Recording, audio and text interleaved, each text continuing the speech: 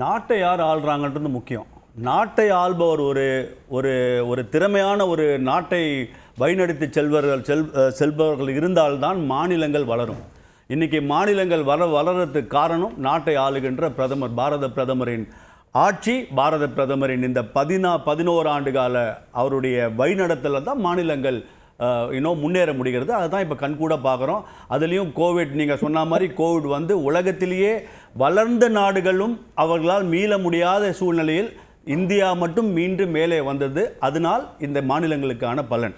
ஆனால் இவர் திமுக சொல்கிற அளவுக்கு ஒன்றும் இந்த 11.9% ஒன்றும் ஆக்சுவலாக பெரிய விஷயம் இல்லை.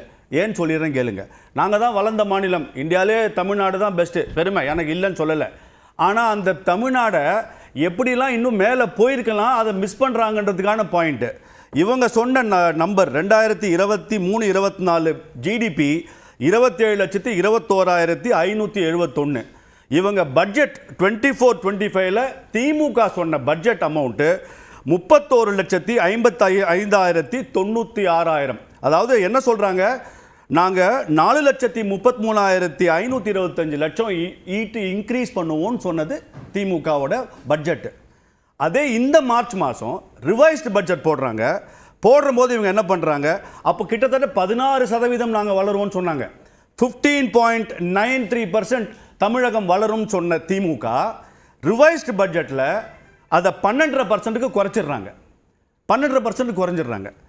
அது வந்து எப்படி சொல்கிறாங்க, அதே 24-25 ரிவைஸில் பார்த்தீங்கன்னா 31,15,898 ஆகுது.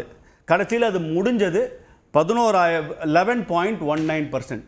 நீங்கள் சொன்னது 16%, நீங்கள் ரிவைஸ் பண்ணது 12%, நீங்கள் முடித்தது 11.19%. சிஏஜி ஆடிட்டுக்கு அப்புறம் அது இன்னும் குறையுமான்னு நமக்கு தெரியாது.